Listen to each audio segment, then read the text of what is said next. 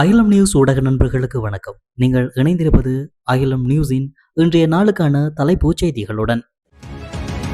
எரிபொருள் விலையில் ஓரளவு அதிகரிப்பு ஏற்பட வாய்ப்புள்ளதாக அமைச்சர் வைத்தியர் நலிந்த ஜெயதிச தெரிவித்துள்ளார். களுத்துறை பகுதியில் ஊடகங்களுக்கு கருத்து தெரிவிக்கும் போதே அவர் இந்த விடயத்தை கூறியுள்ளார். அவர் மேலும் தெரிவிக்கையில், மத்திய கிழக்கில் நிலவும் போர்ச்சூழலுக்கு மத்தியிலும் நாட்டில் எரிபொருள் மற்றும் மின்சார விநியோகம் தடையின்றி முன்னெடுக்கப்படும். உலக சந்தையில் நிலவும் எண்ணெய் விலை ஏற்ற இறக்கங்களுக்கு ஏற்ப உள்நாட்டிலும் எரிபொருள் விலையில் ஓரளவு அதிகரிப்பு ஏற்பட வாய்ப்புள்ளது. அவ்வாறு விலை அதிகரிப்பு ஏற்பட்டாலும் அதன் முழுமையான சுமையை மக்கள் மீது சுமத்தாமல் கணிசமான பகுதியை திரைசேரி பொறுப்பேற்கும். மேலும் தற்போது அதிகரிக்கப்பட்டுள்ள எரிபொருள் விலைகளை போர்ச்சூழல் தணிந்தவுடன் கூடிய விரைவில் குறைப்பதே அரசாங்கத்தின் எதிர்பார்ப்பு என சுட்டிக்காட்டியுள்ளார். நாடளாவிய ரீதியில் உள்ள அனைத்து பாடசாலைகளும் எதிர்வரும் 20ஆம் திகதி திங்கட்கிழமை மீண்டும் திறக்கப்பட உள்ளன. தமிழ் சிங்கள புத்தாண்டினை முன்னிட்டு கடந்த 11ஆம் திகதி முதல் அனைத்து பாடசாலைகளுக்கும் 9 நாட்கள் விடுமுறை வழங்கப்பட்டிருந்தது. இந்த நிலையில் மீண்டும் அனைத்து பாடசாலைகளும் கல்வி நடவடிக்கைகளுக்காக திங்கட்கிழமை மீள ஆரம்பமாக உள்ளன. இதேவேளை எதிர்வரும் ஜூலை மாதம் 24ஆம் திகதி வரை இந்த தவணைக்கான கல்வி நடவடிக்கைகள் நடைபெறும் என அறிவிக்கப்பட்டுள்ளது. கடந்த ஏப்ரல் 10 முதல் 15ஆம் தேதி வரை நாடு முழுவதும் 42 வீதி விபத்துகள் பதிவானதாகவும் இதன் விளைவாக 44 பேர் உயிரிழந்ததாகவும் காவல்துறை தெரிவித்துள்ளது. புத்தாண்டு தினங்களான ஏப்ரல் 13, 14 மற்றும் 15 ஆகிய 3 நாட்களில் மட்டும் 19 விபத்துகள் பதிவாகியுள்ளதாகவும் அதன் விளைவாக 19 பேர் உயிரிழந்ததாகவும் காவல்துறை போக்குவரத்து கட்டுப்பாடு மற்றும் வீதி பாதுகாப்பு பிரதி காவல்துறை அதிபர் ஜெனரல் WPJ செனதீர தெரிவித்துள்ளார். அதிகப்படியான கருப்பு புகையை வெளியிடும் வாகனங்கள் மீது கடுமையான சட்ட நடவடிக்கை எடுக்கப்படும் என்று காவல்துறை போக்குவரத்து கட்டுப்பாடு மற்றும் வீதி பாதுகாப்பு பொறுப்பதிகாரி DIG WPJ செனதீர தெரிவித்துள்ளார். இதுபோன்ற வாகனங்கள் குறித்து காவல்துறைக்கு ஏற்கனவே புகார் வந்துள்ளதாக அவர் கூறினார். உலகம் முழுவதும் காற்று மாசுபாடு ஒரு தீவிரமான பிரச்சனையாக உள்ளது என்று சுட்டிக்காட்டிய DIG, இதன் காரணமாக ஒவ்வொரு ஆண்டும் கிட்டத்தட்ட 10 லட்சம் மக்கள் உயிரிழக்கின்றனர் என்று வலியுறுத்தினார். இந்த நிலைமையை கட்டுப்படுத்தும் பொருட்டு அதிகப்படியான கருப்பு புகைகளை வெளியிடும் வாகனங்கள் அடையாளம் காணப்பட்டு பரிசோதிக்கப்பட்டு காவல்துறை காவலில் எடுக்கப்பட்டு சட்டம் அமுல்படுத்தப்படும் என்றும் அவர் கூறினார். இலங்கையின் ஆட்பதிவு திணைக்களம் பொதுமக்களுக்கு முக்கிய அறிவித்தல் ஒன்றை விடுத்துள்ளது. கணனி கட்டமைப்பில் ஏற்பட்டுள்ள தொழில்நுட்ப சிக்கல் காரணமாக இன்று பொதுமக்களுக்கான எந்தவித சேவைகளும் முன்னெடுக்கப்பட மாட்டாது என அந்த திணைக்களம் அறிவித்துள்ளது. அதன்படி கொழும்பு பத்திரமுல்லையில் உள்ள தலைமை அலுவலகம் மற்றும் நாடளாவிய ரீதியில் உள்ள ஏனைய பிராந்திய அலுவலகங்களிலும் இன்று பொதுமக்களுக்கான சேவைகள் முன்னெடுக்கப்படாது என்று தெரிவிக்கப்பட்டுள்ளது. எனவே தமக்கான சேவைகளை பெற்றுக் கொள்வதற்காக இன்றைய தினம் தமது அலுவலகங்களுக்கு வருகை தர வேண்டாம் என ஆட்பதிவு திணைக்களம் அறிக்கை ஒன்றினூடாக பொதுமக்களிடம் வேண்டுகோள் விடுத்துள்ளது. நாட்டில் உள்ள 25 மாவட்டங்களிலும் தெரிவு செய்யப்பட்ட பாடசாலைகளில் விளையாட்டு மைதானங்களை அபிவிருத்தி செய்யும் விசேட வேலை திட்டத்தை கல்வி அமைச்சு ஆரம்பித்துள்ளதாக தகவல் வெளியாகியுள்ளது. கொழும்புக்கு வெளியில் உள்ள பெரும்பாலான பாடசாலைகளில் 400 மீட்டர் ஓடுதள பாதைகள் இல்லாமையை நிவர்த்தி செய்வதே இத்திட்டத்தின் பிரதான நோக்கமாகும் என கல்வி மற்றும் உயர்கல்வி பிரதி அமைச்சர் மதுர செனவிரத்ன தெரிவித்துள்ளார். இதற்கமைய சர்வதேச தர நிர்ணயங்களுக்கு உட்பட்ட வகையில் இந்த மைதானங்கள் வடிவமைக்கப்பட்டுள்ளதாக தெரிவிக்கப்படுகிறது. இந்த அபிவிருத்தி திட்டத்திற்காக ஒவ்வொரு மாவட்டத்திலிருந்தும் ஒரு தேசிய பாடசாலை, 3 மாகாண பாடசாலைகள் என்ற அடிப்படையில் பாடசாலைகள் தெரிவு செய்யப்பட உள்ளதாக குறிப்பிடப்பட்டுள்ளது. ஜாழ்ப்பாணம் தைட்டி சட்டவிரோத விகாரையை நிலைநிறுத்தும் எந்த ஒரு முயற்சியையும் அனுமதிக்கப் போவதில்லை என்ற ஒருமித்த தீர்மானம் எட்டப்பட்டுள்ளது.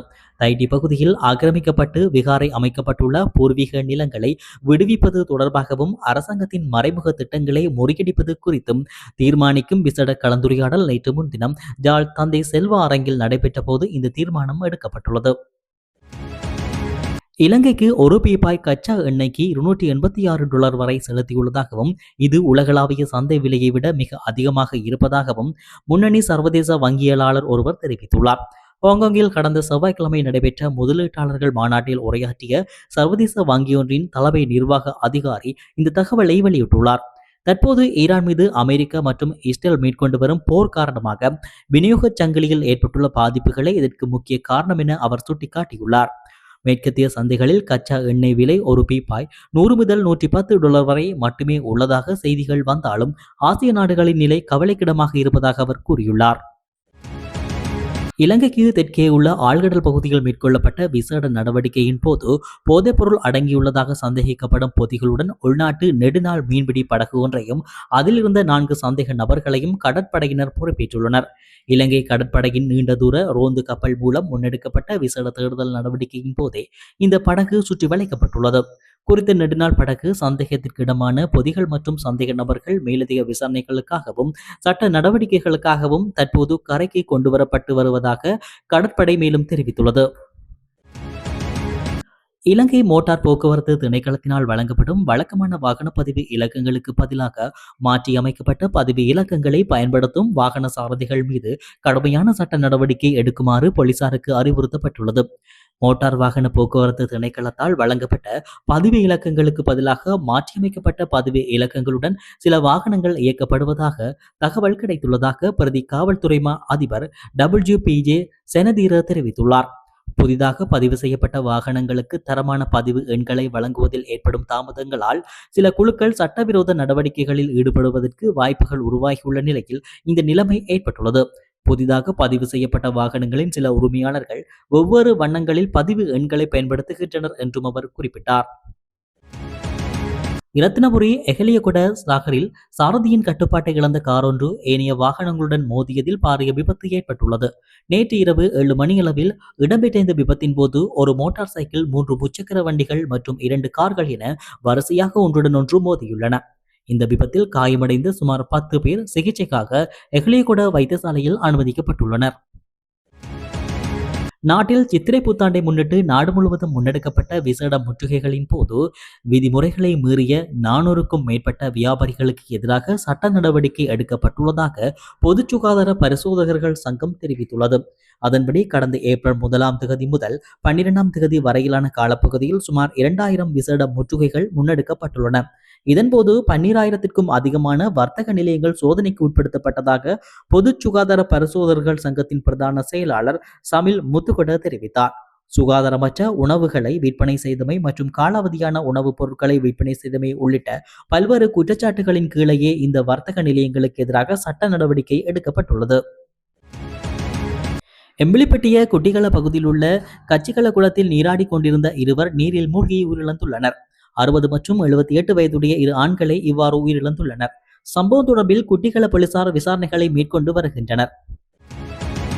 பொலனறுவ பராக்கிரம சமுத்திர குளக்கரைக்கு அருகே பொலனறுவை குற்றப்புலனாய்வு பிரிவைச் சேர்ந்த அதிகாரிகள் குழு ஒன்று T56 துப்பாக்கியுரிய 1298 தோட்டாக்களை மீட்டது. ஜாலில் வாந்தி எடுத்த சிறுமியொருவர் நேற்று பரிதாபமாக உயிரிழந்தார். ஜாழ்ப்பாணத்தைச் சேர்ந்த 8 வயதுடைய முகமது ஜிஹாட் பவிஹா என்பவரை இவ்வாறு உயிரிழந்துள்ளார். தொடர்ந்து நேற்று அதிகாலை 1 மணியளவில் மீண்டும் வயிற்று வலி ஏற்பட்டதுடன் சிறுமி வாந்தியும் எடுத்துள்ளார். இந்நிலையில் அதிகாலை 4:30 மணியளவில் ஜாழ் போதனா வைத்தியசாலையில் சேர்க்கப்பட்டார். இருப்பினும் சிகிச்சை பலனின்றி நேற்று பகல் பரிதாபமாக உயிரிழந்துள்ளார். இத்துடன் அகில நியூஸின் இன்றைய நாளுக்கான தலைப்புச் செய்திகள் நிறைவடைகின்றன. இதுபோன்ற செய்திகளை உடனுக்குடன் பெற்றுக்கொள்ள தொடர்ந்தும் அகிலம் நியூஸுடன் இணைந்திருங்கள். நன்றி, வணக்கம்.